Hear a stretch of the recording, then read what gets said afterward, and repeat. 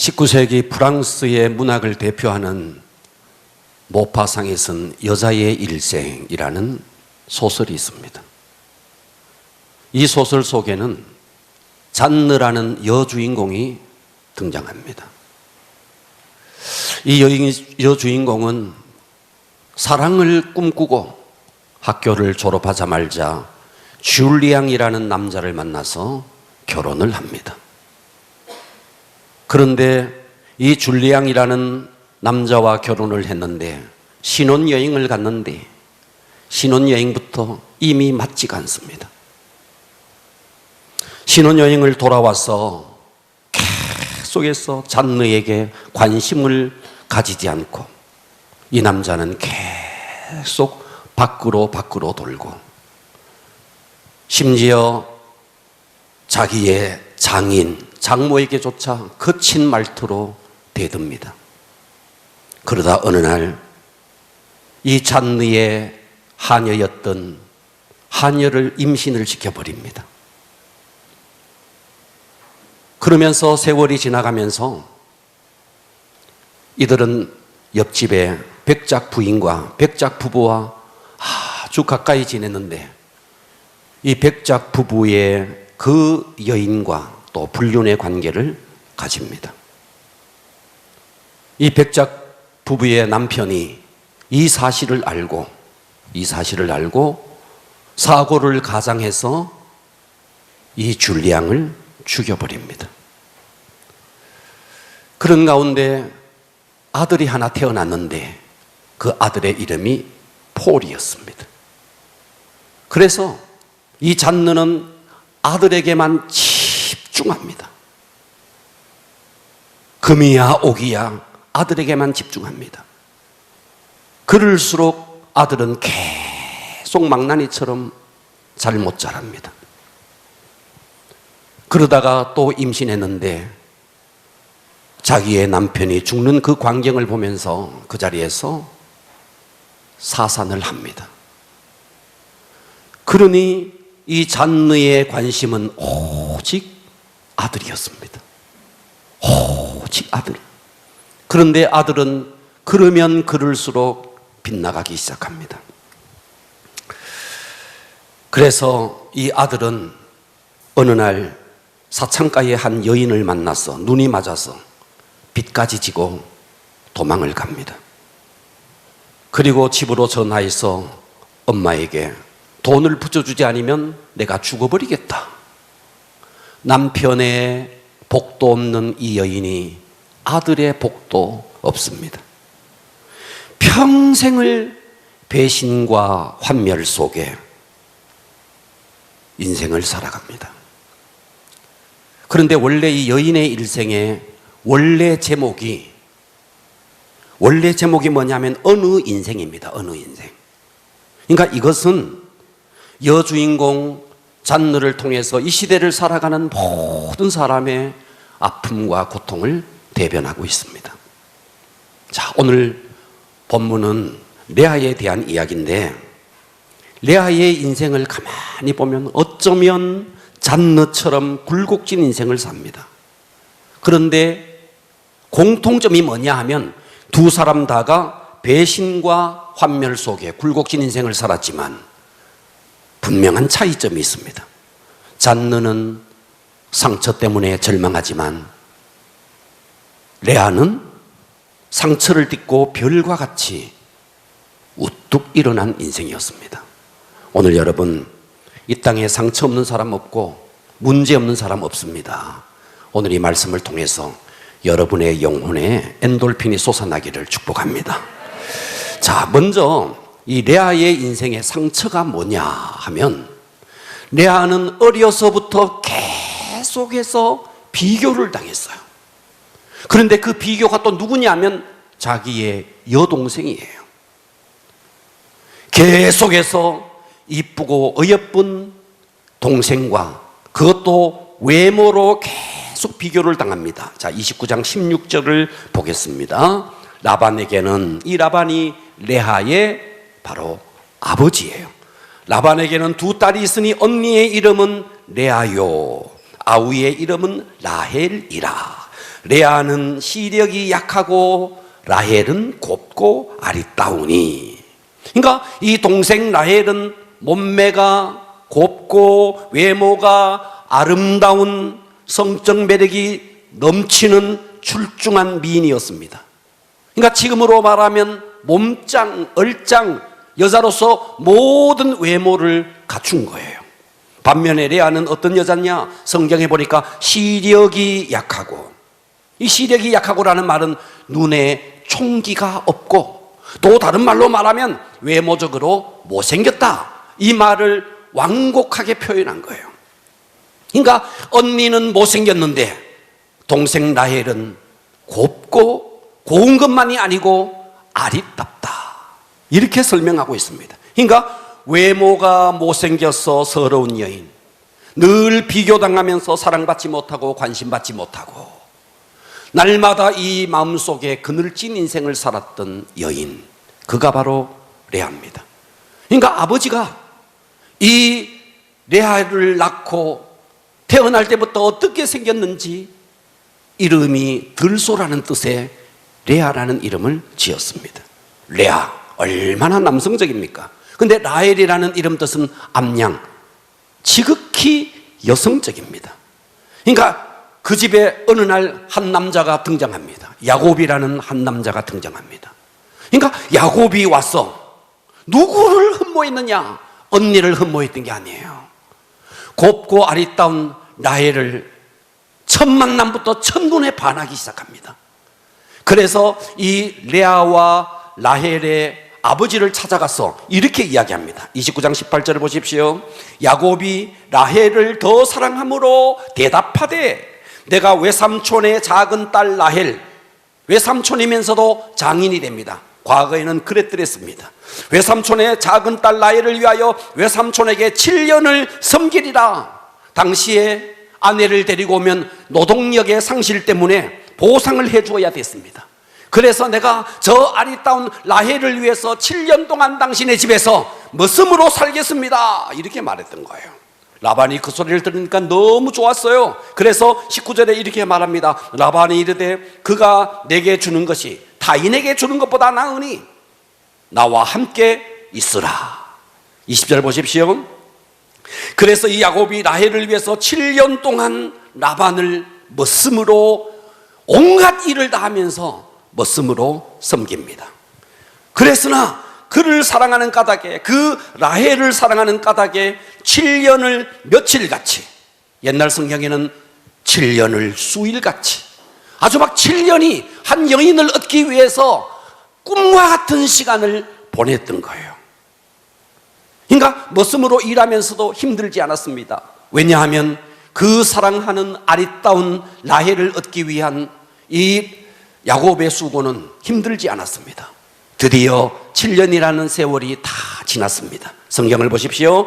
21절을 보십시오. 야곱이 드디어 7년이 지났어요. 기한이 찼어요. 라반에게 이르되 내 기한이 찼으니, 7년의 기한이 찼으니 내 아내를 내게 주소서. 내가 그에게 들어가겠나이다. 그래서 그날 밤에 라반이 그곳 사람들을 다 모아서 결혼잔치를 벌이는 거예요. 자, 저녁에 23절 보십시오. 저녁에 그의 딸 레아를, 아니 야곱은 지금 라헬을 위해서 수고했는데, 아리따운 라헬을 위해서 7년을 수고했는데, 그날 밤에 아버지는 라헬을 야곱에게 주는 것이 아니라, 자 23절, 저녁에 그의 딸 레아를 야곱에게로 데려가매 야곱이 그에게로 들어가니라. 라반은 라헬을 줘야 하는데, 수고한 야곱을 위해서 라헬을 줘야 했는데 맏딸이었던 레아를 야곱에게 주었습니다. 자 보세요. 레아는 지금 초야를 치릅니다. 깜깜한 밤에 이스라엘의 여인들은 다 얼굴을 다 뒤집었어요. 히잡을 뒤집었어요. 그래서 깜깜한 밤에 신랑과 신부가 만납니다. 첫날 밤, 지금 야곱은 이 여인이 라헬인 줄 알아요. 레아라고는 꿈에도 생각지 않는 거예요. 그러면서 이 야곱은 그날 밤에 라헬이라고 착각하고, 라헬, 내가 그대를 위해서 7년이나 수고했어.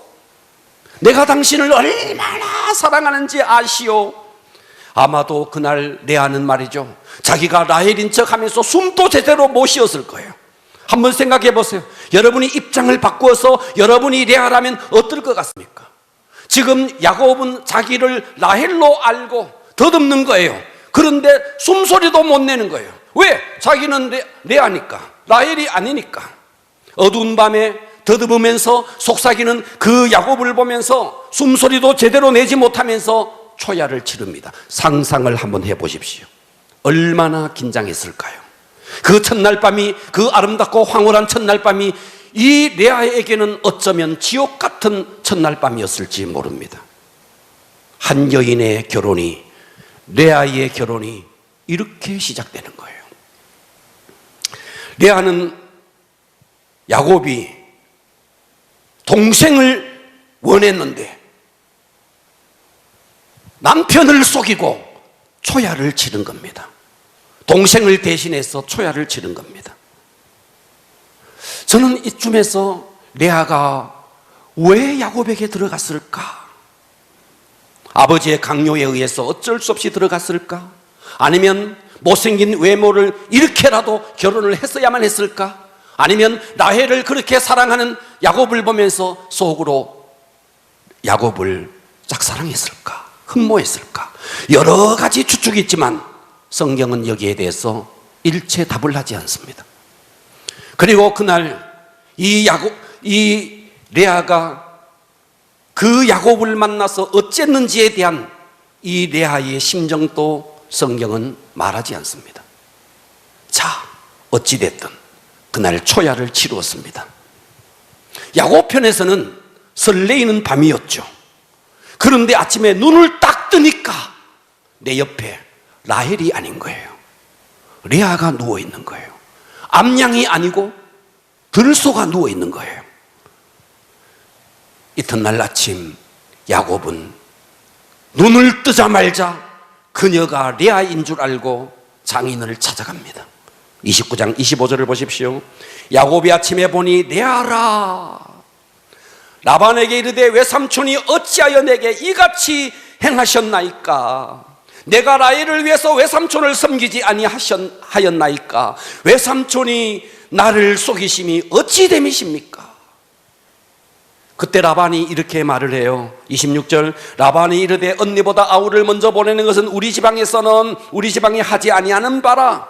일리가 있는 말이지만 사실은 라반의 계교였습니다. 이 야곱이라는 노동력을 더 얻기 위한 이 라반의 계교였습니다. 자, 그때 그 모든 광경을 지켜보았던 레아의 심정이 어땠을까? 라헬인 줄 알고 첫날 밤을 지나는데 일어나 보니까 이런 운명의 장난입니까? 레아인 거예요.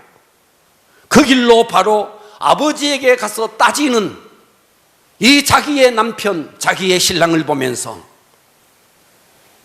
레아의 심정이 어땠을까요? 얼마나 무너졌을까요? 심장 떨리는 초야를 치렀는데 장인을 찾아가서 그렇게 따지는 야곱을 보면서 얼마나 비참했을까?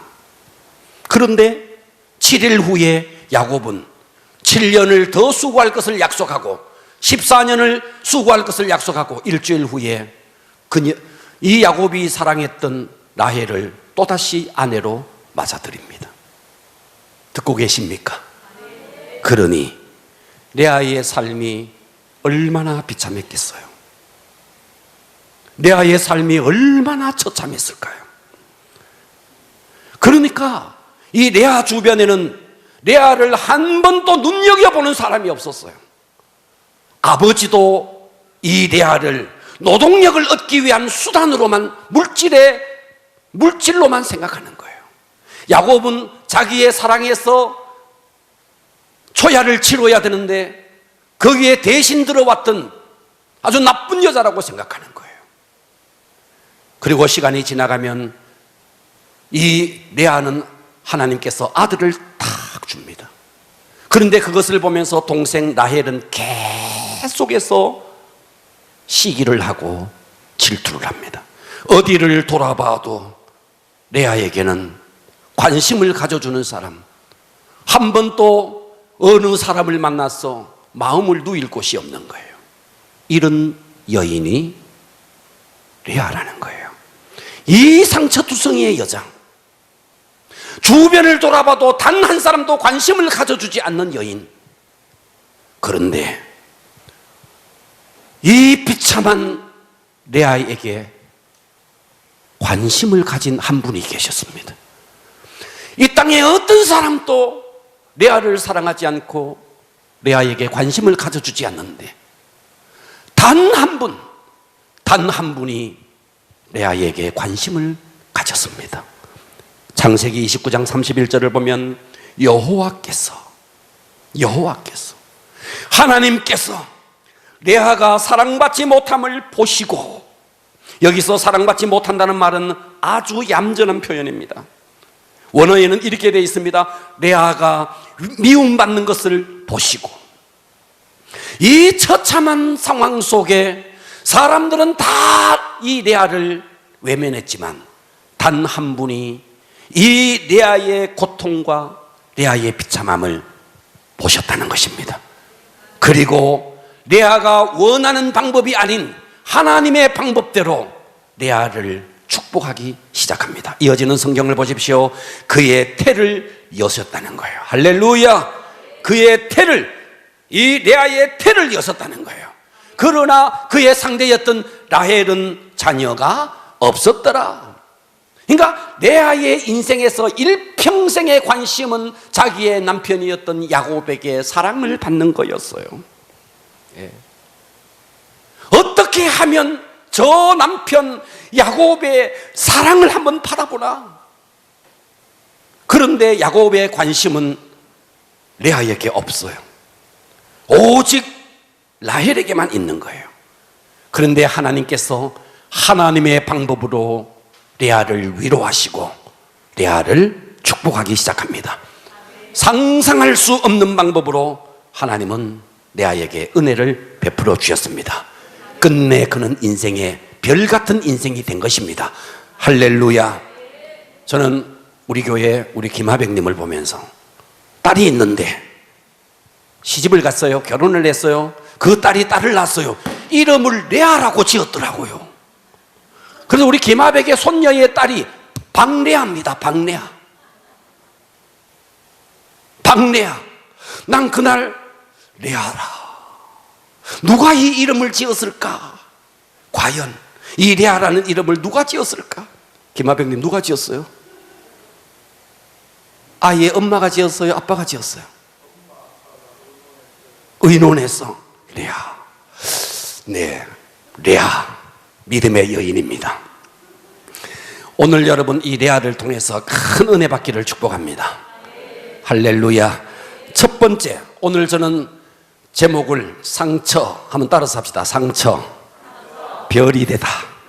한 번 더 과격하게 시작. 상처, 별이 되다. 할렐루야. 상처받은 여인, 어느 한 곳에 가서 마음을 누일 곳이 없는 여인. 그런데 하나님께서 그녀의 인생에 별을 달아주기 시작합니다. 할렐루야. 어떻게 그렇게 될 수 있었을까? 첫 번째, 레아는 기도하는 사람이었습니다. 뭐라고요? 기도하는 사람이었어요. 자, 우리 상상력을 동원해 봅시다. 야곱은 졸지에 일주일 만에 2번 장가갑니다. 지금처럼 아파트가 있고 지금처럼 집이 있는 게 아니에요. 그냥 벌판에 텐트를 치고 있는 거예요. 여기는 라헬이 텐트를 치고 있고 여기는 레아가 텐트를 치고 있는 거예요. 뚝 떨어져 있는 것도 아니에요. 가까이에 있는 거예요. 하루 종일 야곱은 들판에 나가서 양을 돌봅니다. 그리고 밤이면 돌아와요. 돌아와서 야곱이 들어간 집은 레아의 집일까? 라헬의 집일까? 우리 남성 동지들에게만 묻겠습니다. 여러분이라면 레아의 집으로 간다, 라헬의 집으로 간다? 내가 물어봤더니 100이면 100 모든 남성들이 다 라헬의 집으로 간대요. 아마도 야곱도 그랬을 겁니다. 아리따운, 곱고 아리따운 라헬의 방으로 들어갔을 겁니다. 그러니 그렇게 사랑해서 7년을 수일처럼 여기면서 수고했고 또다시 7년을 봉사하기로 약속하고 얻었던 라헬. 그러니 그날 밤에 야곱과 라헬은 어떻겠습니까? 레아의 방에서 들려오는 소리, I love you, you love me, 뭐 별소리가 다 들리는 애정 행각이 레아의 방에 다 들려오는 거예요. 그 소리를 들으면서 그 긴 밤을 레아는 어떻게 보냈을까? 물론 성경은 여기에 대해서 답이 없어요. 그런데 야곱이 어느 날 레아의 집으로 오는 거예요. 물론 성경에 답은 없어요. 저의 추측입니다. 라헬이 여성들이 한 달에 한 번씩 하는 그 생리를 할 때 아마도 이 야곱이가 레아의 방으로 갔지 않았을까? 많은 학자들도 그렇게 이야기합니다. 그래서 한 달에 한 번 정도씩 이 야곱은 레아의 집으로 오는 거예요. 레아의 방으로 오는 거예요. 그런데 야곱은 레아에게 마음이 없어요. 그러니 긴 밤에 사랑이 없는 두 남녀가 방 안에서 무엇을 하겠어요? 지금같이 텔레비전이 있으면 텔레비전이나 보지. 텔레비전도 없는 그 긴 밤을 이 사랑이 없는 두 남녀가 그날 밤에 무엇을 하겠어요?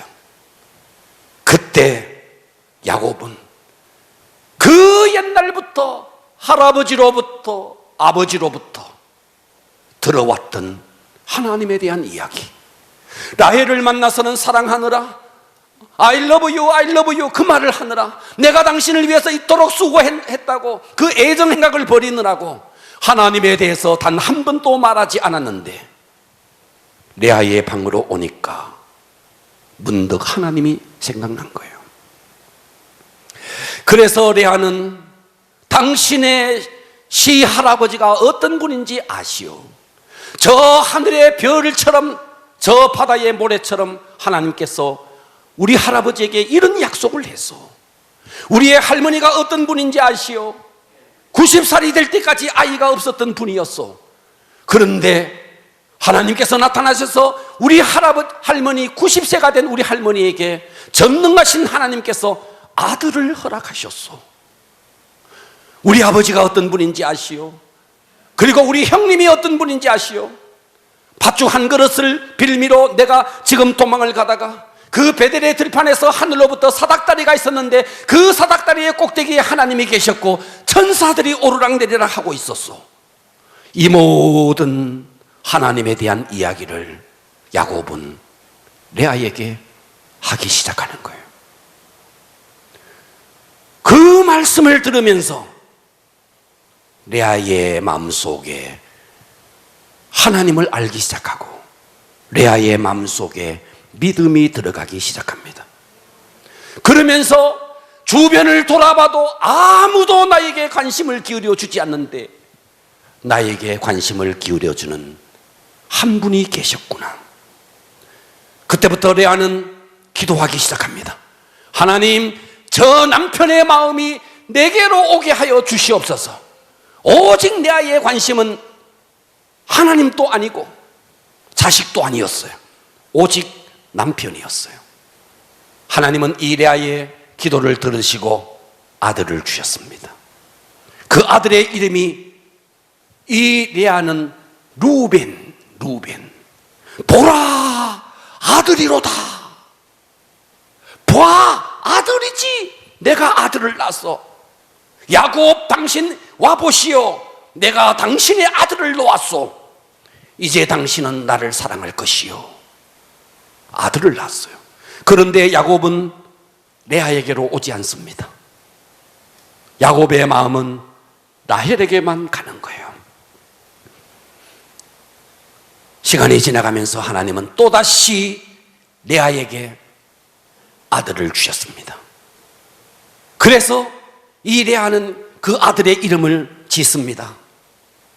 저 남편이 내게 관심이 없는데 남편이 이제 나에게 관심을 가지고 내 소리를 들을 것이다 하면서 들으심이라는 뜻으로 시므온 이렇게 짓습니다. 그런데 야곱은 레아에게로 오지 않습니다.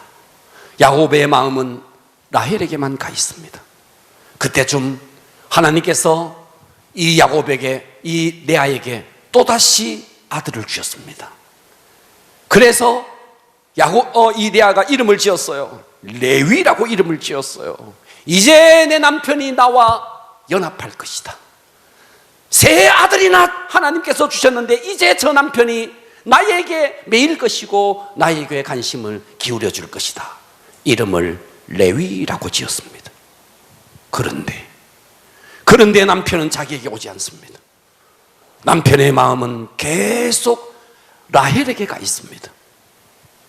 자, 세 자녀를 낳는 사이 기본이 6년 정도는 걸리지 않겠습니까?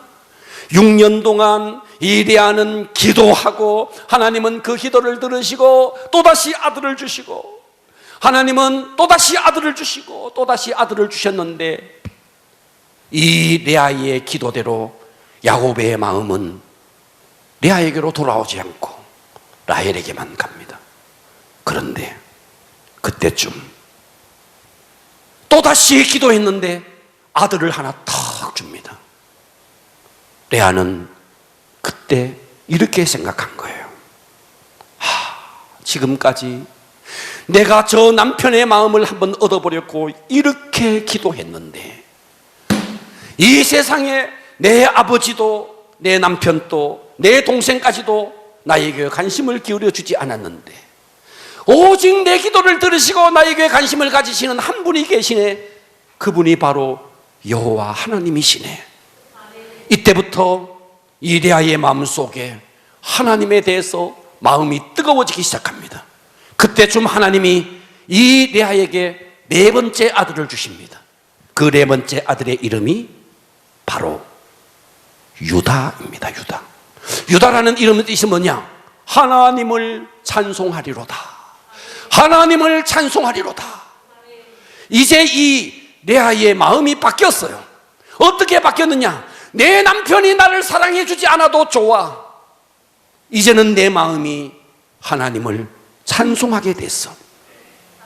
내 귀에 귀를 기울여 준 한 분, 천지 만물을 창조하시고 이 천지 만물을 섭리하시는 그분이 내 기도를 들으시고 이 세상에 그 어떤 사람도 나에게 관심을 가지지 않는데 그분이 나에게 관심을 가지시는구나. 이제 이 야곱의, 이 레아의 남편을 향한 집착하던 마음이 바뀌기 시작해서 하나님을 사랑하는 마음으로 마음이 돌아서기 시작합니다. 오늘의 말씀의 가장 키포인트가 이것입니다. 내가 응답을 받기 위해서 아무리 몸부림쳐도 여러분 그것이 응답되지 않을지라도 하나님께서 우리에게 원하는 것은 우리의 마음이 하나님께로 돌아서기를 바란다는 것입니다. 할렐루야. 그 즈음에 레아가 이 유다를 낳고 하나님을 찬송하리로다. 이제 내 남편이 나를 사랑해 주지 않아도 괜찮아. 나는 하나님을 사랑해. 이제 나는 더 이상 내 남편에게 집착하지 않아. 이제 내 마음이 하나님께 대해서 뜨거워져서 그런 뜻으로 유다 하나님을 찬송하리로다. 할렐루야. 그 하나님을 집착하던 마음이, 아니 야곱을 집착하던 마음이, 남편에게 집착하던 마음이 옮겨져서 하나님을 사랑하게 된 이야기. 할렐루야. 창세기 29장 31절을 보십시오. 지금까지 했던 이야기가 성경에 기록되어 있습니다. 여호와께서 레아가 사랑받지 못함을 보시고 그의 태를 여셨으나 라헬은 자녀가 없었더라. 레아가 임신하여 아들을 낳고 그 이름을 루벤이라 하여 이르되 여호와께서 나의 괴로움을 돌아보셨으니 이제는 내 남편이 아들을 낳고도 남편에게만 관심이 있어요. 33절 보십시오. 그가 다시 임신하여 아들을 낳고 이르되 여호와께서 내가 사랑받지 못함을 들으셨으므로 내게 이 아들을 주셨도다. 그의 이름을 시므온이라. 34절 그가 또다시 또 임신하여 아들을 낳고 이르되 내가 그에게 새 아들을 낳았으니 내 남편이 지금부터 나와 연합하리로다. 레위라고 이름을 지었어요. 35절 그가 또 임신하여 아들을 낳고 이르되 내가 이제는 여호와를, 할렐루야, 지금까지는 르우벤, 시므온, 레위 남편에게만 관심이 있었어요.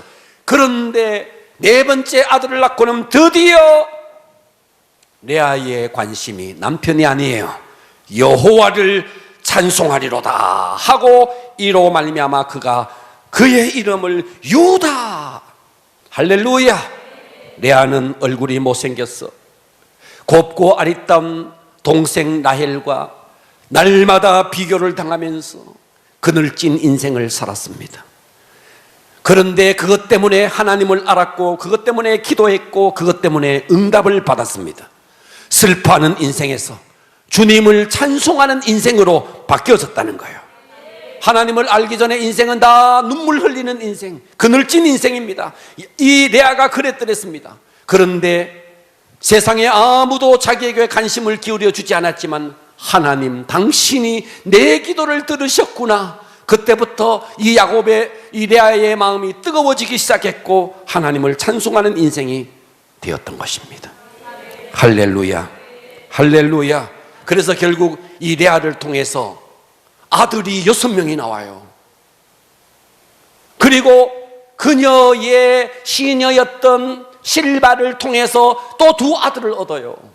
그리고 또다시 딸 하나를 얻어요. 9명의 어머니가 된 것입니다.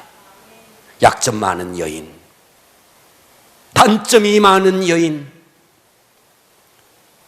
그런데 그 단점 때문에 사랑을 받지 못해서 그 사랑을 한번 받아보려고 몸부림치게 기도했더니 하나님은 그 기도에 응답하셨어.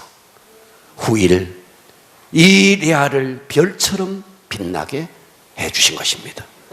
여러분, 장점만 있으면요 기도하지 않습니다. 하나님을 의지하지 않습니다. 성경에 라헬이 기도했다는 게 없어요. 레아가 기도했어요. 할렐루야. 여러분, 네덜란드라는 나라가 있는데 네덜란드 나라는 국토의 4분의 1, 25%가 바다보다가 육지가 낮은 곳이에요. 그러니까 이 네덜란드는 그 바다보다 낮은 그 육지를 잃어버리지 않기 위해서 제방을 쌓아요. 뚝을 쌓아요. 뚝을 쌓고 뚝을 쌓고 뚝을 쌓고 뚝을 쌓다 보니까 제방을 쌓는 일에 세계 초인류가 된 거예요. 단점이 그런 기술을, 최고의 기술력을 키웠던 것입니다. 레아는 약점이 많았지만 약점 많게 태어났어요. 얼굴도 몸매도 동생과 비교당하면서 날마다 슬프고 탄식과 한숨 속에 살았어요. 라헬은 팔방미인이었어요. 그러나 레아는 자기의 단점 때문에 기도했어요. 명심하십시오. 여러분의 단점, 여러분의 약점, 여러분의 인생의 가시가 그것 때문에 기도한다면 하나님은 여러분들도 인생의 별을 달아줄 것입니다. 승리하시기를 축복합니다. 할렐루야. 2번째, 상처, 별이 된 여인. 2번째, 이 레아가 어떤 사람이 되었느냐? 메시아의 대를 잇는 사람이 되었어요. 자, 라헬이 남편의 사랑을 받은 건 사실이에요. 곱고 아리따워서 남편의 사랑을 받은 건 사실이에요. 그러나 하나님의 구속사적인 관점에서 하나님은 라헬을 배제합니다. 얼굴이 못생긴, 비교당하면서 날마다 탄식과 한숨 속에 살았던 레아를 구속사의 중요한 인물로 씁니다. 바로 그 사건이 우리가 좀 전에 읽었던 유다라는 사람이에요. 유다를 통해서 다윗 왕이 나옵니다. 유다를 통해서 솔로몬이 나와요. 유다를 통해서 즐비한 이스라엘의 왕들이 나와요. 그리고 그의 3번째 아들이었던 레위를 통해서 수없는 제사장 지파가 형성되어지는 거예요. 할렐루야. 역대상 5장 2절에 보면 이렇게 말했어요. 유다는 형제보다, 그 유다를 말하는 거예요. 유다는 형제보다 뛰어나고 다른 많은 형제들이 있는데 이 유다는 형제들보다 뛰어나고 주권자가 유다에게서 났으니. 그렇죠. 주권자가 다윗이 유다를 통해서, 솔로몬이 유다를 통해서, 수없는 왕들이 유다를 통해서, 그리고 그 끝 지점에 결정적으로 메시아 예수 그리스도가 바로 유다를 통해서 나오니, 이 유다의 어머니가 누구냐 하는 거예요. 유다의 어머니가 레아였다는 거예요. 할렐루야. 여러분, 이 유다는 말이죠, 자, 팔레스타인 지역에 흉년이 들었어요. 그래서 양식을 얻기 위해서 애굽으로 가야만 했었습니다. 그런데 두 번째 갈 때 베냐민을 데리고 와라. 그런데 아버지는 베냐민조차 요셉처럼 잃어버릴까 봐 못 보내겠다. 그때 이 유다가 다른 형제들을 다 제끼고 아버지에게 나가서 베냐민을 데리고 가야 합니다 하면서 아버지를 설득합니다. 그리고 애굽으로 내려가요. 이제 총리가 된 요셉과 계속해서 흥정을 하는 과정 속에 다른 형제들은 말이 없어요. 한 사람 유다가 나타나서 형제들을 대신해서 계속해서 흥정을 하면서 책임 있는 일을 해가고 있습니다. 여러분, 리더는요, 책임지고자 하는 자가 리더가 되는 거예요. 교회에서 어떤 일을 할 때 앞자리에서 일을 하는 거 책임을 져야 되기 때문에 목사님, 저는 뒤에서 받쳐주는 거는 잘합니다, 앞에서는 못합니다, 책임지기 싫다는 말이에요. 리더는 책임지는 자가 리더가 된다는 것입니다. 유다는 책임지고자 했고, 그 혈통을 통해서 다윗이 나왔고, 그 혈통을 통해서 메시아 역사의 주권자가 나왔다는 것입니다. 이 유다의 어머니가 레아, 레위의 어머니가 레아. 할렐루야. 그러니까 이 메시아의 대를 잇는데 결정적인 여인이 곱고 아리따운 라헬이 아니고 이름이 들소였던 레아였다는 사실입니다. 할렐루야. 사랑받지 못해서 그늘진 인생을 살았던 여인, 마침내 수없는 영혼을 인도하는 메시아의 대를 잇는 여인. 여러분, 그러므로 여러분이 갖고 있는 상처나 여러분이 갖고 있는 마음의 어떤 가시나, 여러분 그것 때문에 좌절하지 마시고 그것 때문에 기도한다면 하나님께서 우리의 인생에도 별을 달아줄 것입니다. 세 번째, 이 레아는 어떤 사람이었느냐? 마지막이 아름다운 사람이었어요. 야, 여러분, 처음은 좋은데 마지막이 나쁘면 나쁜 거예요. 그런데 레아는 마지막이 아름다운 여인이에요. 49장 30절 보십시오. 이 굴은 가나안 땅 마므레 앞 막벨라 밭에 있는 것이라. 아브라함이 헷사람 에브론에게서 밭과 함께 사서 그의 매장지를 삼았으므로 아브라함과 그의 아내 사라가 거기 장사되었고 이삭과 그의 아내 리브가가 거기 장사되었으며 나도, 이 나도가 누군데? 야곱이에요. 야곱이 나도 레아를 그곳에 장사였노라. 레아가 야곱보다가 먼저 죽었나 봅니다. 여러분, 이스라엘에 가면 성지 중에 성지가 막벨라 굴이에요.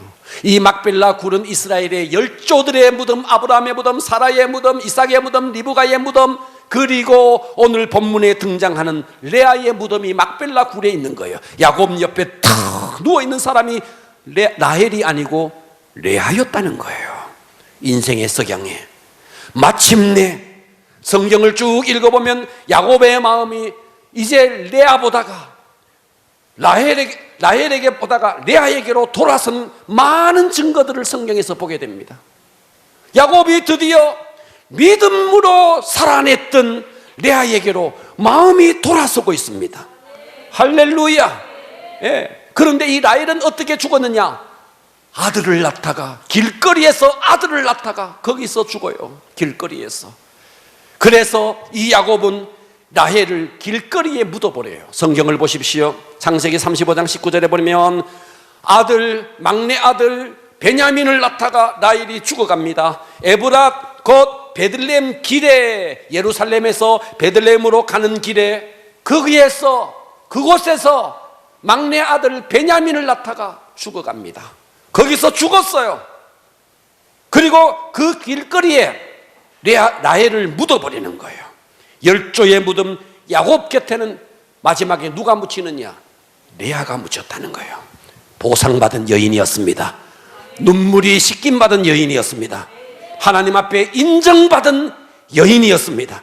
마지막 열조의 무덤에 묻힌 여인이었습니다. 불행한 운명과 평생을 싸우면서 젊은 날에 그 상처와 갈등의 시절이 있었지만 하나님 앞에 기도했고 하나님을 알게 되었고 끝내 축복을 받아냈던 여인. 할렐루야. 믿으십시오. 여러분의 삶의 탄식과 한숨, 그것 때문에 하나님 앞에 나와서 기도한다면 하나님은 반드시 그 불행, 그 상처 다 씻어주시고 보상해 주실 것입니다. 전라북도에 가면 임실이라는 곳이 있습니다. 임실이라는 곳에서 산골로 한참을 더 들어가 있는 청웅이라는 곳에 한 남자아이가 태어났습니다. 유태영이라는 한 남자아이가 태어났습니다. 이 아이가 태어나 보니까 가정이 얼마나 가난한지, 가난한 것도 처참한데 아버지가 술주정뱅이에요. 이 아버지는 남의 집에 머슴질을 하면서 살고 있는 거예요. 땅 한 평이 없어요. 머슴의 아들로 태어났어요. 그런데 그 머슴이 술주정뱅이인 거예요. 아들이 많았지만 그 아들들 중에 한 사람도 초등학교를 간 아들이 없는 거예요. 유일하게 초등학교를 간 아들이 유태영이었어요. 초등학교를 졸업했어요. 중학교를 가고 싶었는데 집에서 중학교를 안 보내주는 거예요. 그래서 유태영은 혼자서 공부를 해요. 혼자서 계속해서 중학교 강의록을 가지고 공부를 하고 시험을 치고 독학을 해서 중3에 편입을 하는데 그때 나이가 18살이었어요. 중학교를 졸업했어요. 무작정 서울로 상경했어요. 구두 닦기를 했어요. 신문 팔이를 했어요. 아이스케이크 행상 장사를 했어요. 그래서 야간 고등학교를 들어갔어요. 배가 너무 고팠어. 쓰레기통을 뒤져보니까 곰팡이가 핀 빵이 있는 거예요. 곰팡이가 난 빵을 먹으면서 한숨 지으면서 살았어요. 보일러가 없는 세멘트 바닥에 긴 밤을 추위에 오돌오돌 떨면서 담요 한 장으로 겨울을 버텨냈어요. 찌들 대로 찌든 가난한 현실, 장래를 보장받을 수 없는 암담한 현실. 그런데 어린 유태영에게 어릴 때부터 어머니가 손을 잡고 항상 했던 소리, 태영아, 너는 전능하신 하나님을 의지해야 돼. 어떤 상황 속에서도 전능하신 하나님을 의지해야 돼. 어린 시절부터 어머니의 손에 이끌려가서 새벽 기도를 했던 유태영. 그때부터 하나님을 알고 어린 태영이는 하나님이 반드시 내 인생을 열어줄 것이다 확신이 생겼어요. 찌든 가정에, 상처투성이의 가정에 이 유태영은 이틀을 굶고도 버텨낼 수 있는 힘을 주신 하나님 앞에 감사하기 시작했어요. 청년 유태영은 꿈을 가졌어요. 내가 비록 맨주먹이지만, 내가 맨주먹임에도 불구하고 이 대한민국 농촌을 살리는 일에 내가 이바지하는 사람이 되어야겠다. 꿈을 꾸면서 유학을 꿈을 꿉니다. 하나님, 나로 하여금 유학 갈 수 있도록 도와주세요. 농촌이 가장 잘 발달된 덴마크로 가서 유학할 수 있도록, 이 꿈이 이루어지도록 하나님 도와주세요. 13년 만에 그 꿈이 응답이 되었어요. 덴마크의 국왕 프레드릭 9세에게 유학 청원서를 보냈더니 기도한 지 40일 만에, 13년 보낸 지 40일 만에 회답이 왔어요. 당신 덴마크로 오십시오. 유학 허락과 더불어서 비행기 티켓까지 동봉해서 기적 같은 유학이 시작됐어요. 구두 닦기, 신문팔이, 아이스 깨끼 행상, 정말 찌들었던 유태영. 그런데 이 사람이 당당히 국왕의 배려 속에 덴마크로 가서 선진 덴마크의 농촌을 연구하고 거기에서 대한민국의 실정에 가장 알맞는 새마을 운동을 창안하게 되고 귀국 후에 청와대의 초청을 받아서 이것을 건의했더니 박정희 대통령이 바로 이것이야 하면서 새마을 운동을 시작하게 되었고 그 핵심에서 일했던 인물. 이후 농촌을 더 연구해야 되겠다. 그래서 이스라엘의 협동농장을 가서 내가 더 공부하겠다. 그래서 이스라엘 대통령에게 편지를 보냈더니 히브리 대학에 유학할 수 있도록, 그리고 히브리 대학으로 가서 거기서 수석으로 졸업하고 동양인 최초로 벤구리온 대학의 교수가 되고 7년 동안의 이스라엘 생활을 청산하고 한국으로 돌아와서 자기의 모교였던 건국대학교의 교수가 되고 건국대학교의 부총장이 되고 그 가난했던 구두 닦기 신문팔이 그 행상장사. 그런데 전능하신 하나님이 이 아이를 버리지 않고 이 시대 최고로 하나님을 높이고 하나님을 찬양하는 그런 인물로 쓰셨다는 것입니다. 상처와 절망 속에 절망을 선택하는 것은 쉽습니다. 그러나 우리가 비록 세상 사람이 나를 주목하지 않을지라도 하나님이 그를 주목하셨고 별처럼 쓰셨던 레아처럼 여러분 지금부터 우리는 더 기도하는 인생, 하나님을 찬양하는 인생, 하나님을 높여드리는 인생, 예배하는 인생. 그렇다면 하나님은 우리의 한숨과 우리의 탄식을 바꾸어서 별과 같은 인생 만들어 주실 것입니다. 기도하겠습니다.